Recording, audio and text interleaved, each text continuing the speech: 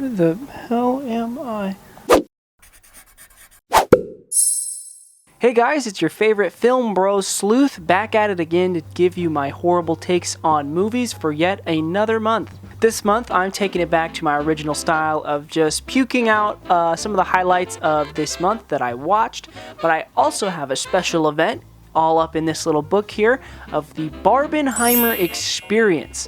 That is right, I did the Barbenheimer thing. I went into the movie theater and I watched Barbie and then completely followed that up by Oppenheimer, spending a grand total of 7 hours in the movie theater. So within this video, I'm going to talk about my Barbenheimer experience and then also some of the other movies that I want to talk about that I watched this month. We got some really good ones in here and one really stinky one, so please stay tuned and see all the fun movies I'm talking about for July.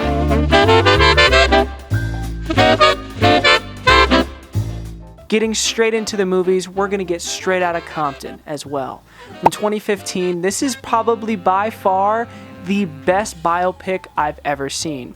And if you don't know what a biopic is like a biographical movie about a particular person or group of people's life and just like takes a look into that. It's like a biography, but in a movie form. I really love NWA. I really don't look the type. I'm a little stupid, scrawny white boy, and listening to NWA is just kind of like a crazy...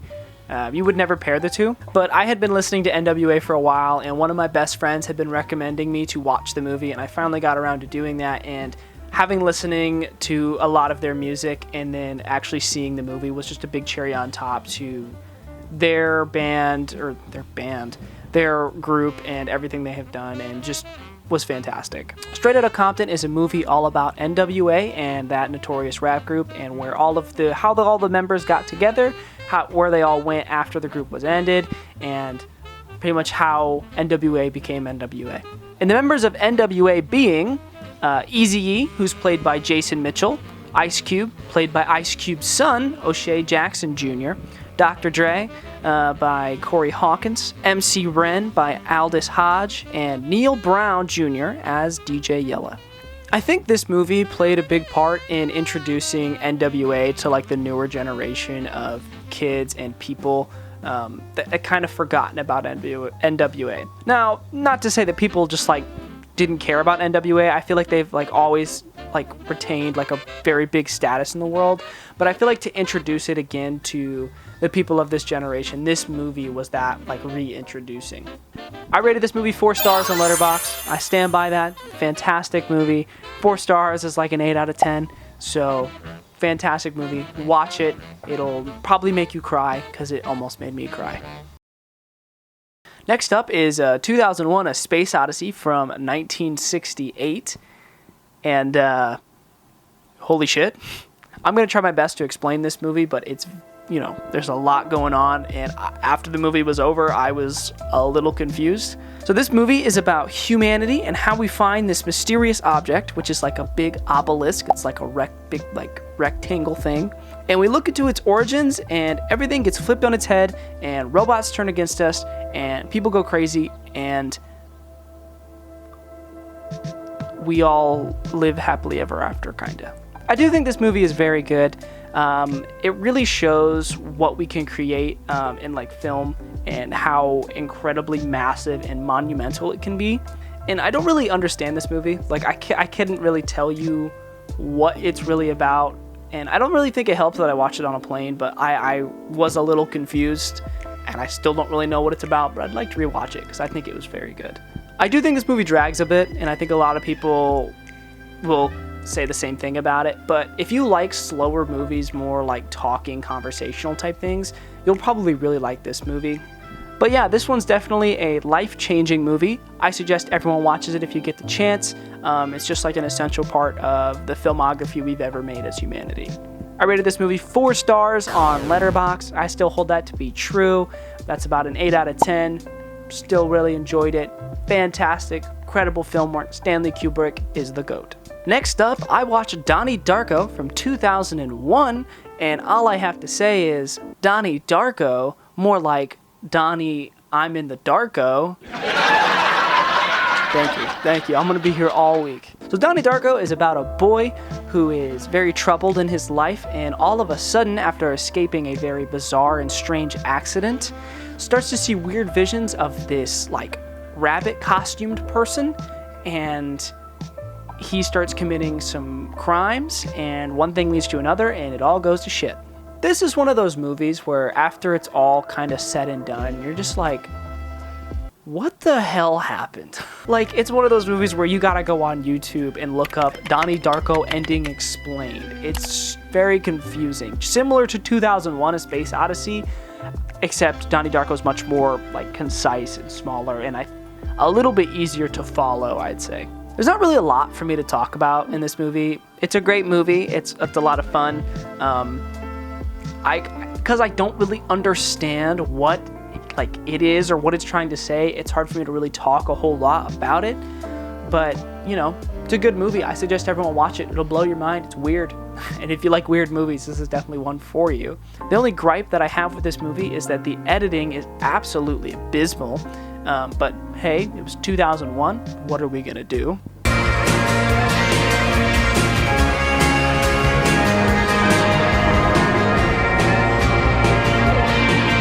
I don't really have much to say about it. I gave it 3.5 stars on Letterboxd. I still stand by that. That's about probably a 6, 7 out of 10. Fine movie. Just has some issues. A little hard to understand, but still a great movie, and you should definitely watch it. Do you remember at the beginning of this video when I was like, hey, I got something stinky in here. Something real stinky and gross. Here it is. Indiana Jones and the Dial of Destiny that came out this year, or this month actually. Horrible movie. I literally hated it. It was so bad. I did not like this movie at all. And, you know, bear with me, I really wanted to like this movie. I really did. I saw a lot of potential in it. I thought it was really cool. I love Indiana Jones. Grew up with the guy, and I was hoping and praying for something fantastic, and just didn't get that. So this movie follows the similar plot of just almost any other Indiana Jones movie. It's all about Indiana Jones and some friends. They go on a big adventure collecting the pieces of the Dial of Destiny, which is this lost relic, and they go to find all the pieces. Nazis come in. They're trying to figure out how to deal with the Nazis because the Nazis want this technology, but they're like, no, Nazis can't have that technology. And, you know, there's a big mystery on it, unravel it, and yada, yada, yada. It's so similar to everything else. I really found this movie to be so incoherent. It is a mess. It is like, it seems like they were just like, oh, let's put Indiana Jones in this movie. Let's put him on the title because that means people will watch it. And that's the only reason it is even like titled or associated with Indiana Jones. In fact, I believe that if you took Indiana Jones out of this movie, it would be better because Indiana Jones has no business being in this movie. He really holds no stake in the plot, like whatsoever. I mean, he has some ties to some of the characters, but that's literally it. One of the other protagonists could literally hold most of the screen time and it would be just as good. Not as good, I mean, like, it would be much better if, like, Indiana Jones was, like, either played a small part, like, if at all, or, like, none. You know what I mean? Yeah, I really didn't like this movie. If you want to watch it, go for it, but it's really a waste of time. It's just not a good movie and could have been so much better. I gave this movie a 1.5 stars on Letterboxd, which will probably equate to like a 3 or 4 out of 10. Just a horrible movie. Really wished I would have spent my money on a different movie. All right, boys and girls, it's that time. We have gotten to the Barbenheimer Experience that I'm going to share with you and talk about both movies and my experience watching both movies because, God, it was exhausting. So let me paint this picture for you. There I am, a long 6-hour shift at Target, completed and absolutely exhausted from said shift. But no, the fun absolutely does not end there. It's then time for a 7-hour-long Barbenheimer Experience. So I race home, I change my clothes, I race back to the theater fully ready to watch Barbie, entirely by myself.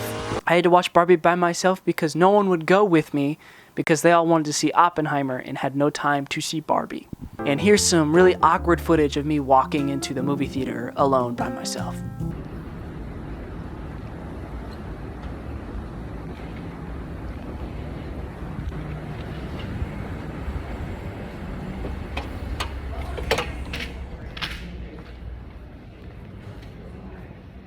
I got into the movie theater.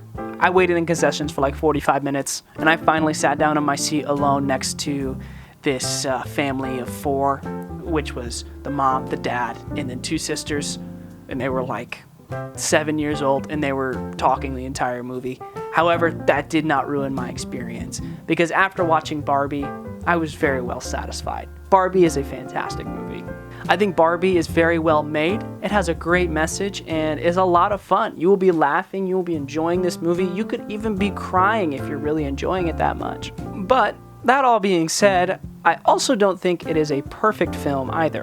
It does have some flaws, and I think one of the biggest flaws for me was that there was a lot of themes and a lot of things this movie was trying to say, and I feel like it got wrapped up in itself trying to figure out which theme it was going to portray. Obviously, in the movie, it talks a lot about, gender norms and gender stereotypes and how, men and women or anybody talks to each other, and how our relationships as people can be defined by what gender we are. There was that theme, which I think was the one most put forward, but there were other themes that they introduced that I don't feel like got wrapped up quite as well as they could have. And that's because they just had so many.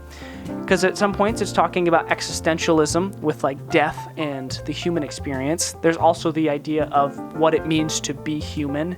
There was the theme of a mother and daughter relationship, and within that there's a theme of what it's like to be a child, or embracing your inner child because maybe you never grow out of the old child ways of your life. And there were many other themes and stuff that were like that, but I just don't feel like we're so big that you can't just not touch on them. I will say that some of these themes do kind of connect with each other and are kind of well-rounded, but overall, if you're gonna have a big, deep movie kind of like this, I think it's important to just stick with one theme, and if you're gonna have other ones, make them very small and not seemingly a big part of the movie, but then they don't actually end up having that big of a grasp or weight. And all that being said, I am not the target audience of this movie. I am not what this movie is trying to, talk to, preach to, and I may not understand it like some other people do. I've had conversations with people who tell me that this is their favorite movie of all time, and that is absolutely valid, and I totally agree with that. Those were my issues with it, but that doesn't mean other people can't enjoy it, and I can't look at it and be like, yeah, this is a damn good movie either way, even if I was confused. I gave Barbie 3 stars the first time I watched it, which I disagree with now, and I want to bump that up to a 4. I give Barbie 4 stars. It is about an 8 out of 10 for me. Very good, very fantastic. So I've been in this movie theater for a little over 2 hours now. I am so tired. For Oppenheimer, I was actually meeting some friends, and all I had to do was wait. And I sat on this one bench for an hour waiting. And then my friends got there and we watched Oppenheimer.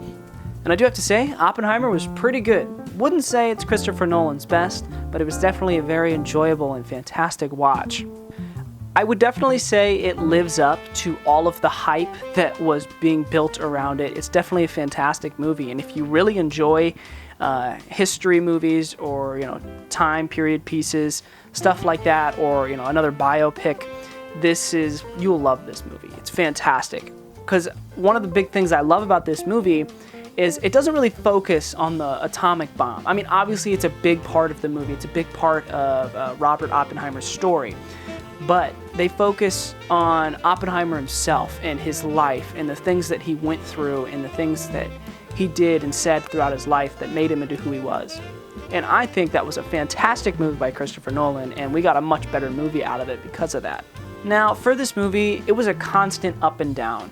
I constantly felt like I was really bored, I was waiting for something to happen, the movie was dragging, and then out of nowhere it would pick up, and it would just be some of the best cinema I'm ever seeing in this moment. I'm just holy shit, this is fantastic, and then it'd fall back down again. And it'd do that multiple times, just going up and down, constantly being really good, and then getting really bad, and getting really good, and really bad. And I think, in the moment, I was very upset by that. I was like, man, I just want to get out of this movie theater. But that's also because I had been in that movie theater for 7 hours, and I was so tired. I was so insanely tired. I just want to go home and go to bed. And I am a person who's very against sleeping in a movie because I want to watch the movie, regardless of what it is. So I just physically could not bring myself to go to sleep. So I was just so tired the whole time. And I think that may have been a reason why I constantly saw it going up and down and being a drag. Because of that, I would love to rewatch this movie. I feel like I'd enjoy it much better if I was more awake and able to focus on it more than just wanting to get out of the theater so I can go to bed. However, if you enjoy more slower, conversationally based movies, very similar to 2001: A Space Odyssey, I would say that this movie is probably better, more entertaining than A Space Odyssey. But if you enjoy more slower paced movies like that are, aren't constantly like super energetic, you'll probably really like this movie, and you'll probably enjoy the history sides of it and the little events that go along with it. I gave Oppenheimer 4 stars. The same feeling I have about Barbie. I feel like Barbie and Oppenheimer are about the same, both 4-star, 8 out of 10 movies. Very fantastic. They have some flaws. Obviously, they're not perfect, but they're very, very good for what they are, and I think a very good place for cinema to be going. Now, when I finally got out of that movie theater, when I finally got to go home, that sleep I had that night was joyous. It was beautiful. It was just like sleeping like a little baby boy. Right after you're born. You know what I mean? You got the blanket on, you're still covered in blood, and you're just like cuddled up and ready to sleep. That's what it was like. It was beautiful. The Barbenheimer Experience was actually really fun. I'm very happy that I did it because I felt like I was a part of something. I was a part of this big event that so many other people were doing, and it was just a lot of fun, and I really love going to the movie theaters. I think the movie theaters are something that's dying, and I'm very sad to see that movie theaters are dying because it's such a great experience going out with your friends and, getting popcorn and a drink and watching a movie. Because that's what I did when I was growing up. That is all I did, was just go to movie theaters with my grandma and watch crazy movies. I watched Despicable Me 6 times when it came out in the movie theater. I remember I watched The Amazing Spider-Man 2 on the steps because there were no seats, and I sat on the steps and I watched The Amazing Spider-Man 2 for the 4th time in the movie theater in IMAX. So I was just really happy to see people going to the movie theater, dressing up, having a good time, because movie theaters are fantastic. They're a lot of fun, and it was just such a fun experience. But that all being said, that's it. That's all I really have to say today. I want to say thank you to everyone for watching. I appreciate you all staying with me and keeping up with my content. I apologize for it coming out slower, and I feel like my stream of content has been low lately. I've been going through some life changes like this. This is my new room. I have officially paying rent to live here, and I have a house that I'm living in with housemates for college, and I'm back in college. And I'm feeling good. I'm feeling much better, and I got this really awesome place. And life is changing, but I'm still sticking with it, staying cool. And I still plan on making these videos for you guys. I'm happy people come to watch them. That all being said, I am so sorry about the horrible lighting, but I hope you all have a fantastic August is over. So I hope you had a great August, and what comes after August? September. I hope everyone's September is fantastic. I hope you all do some great things, watch some great movies, and if you get a chance, don't watch Indiana Jones and the Dial of Destiny. You are not missing anything. I'll peace out, guys. I'll see you in the next one.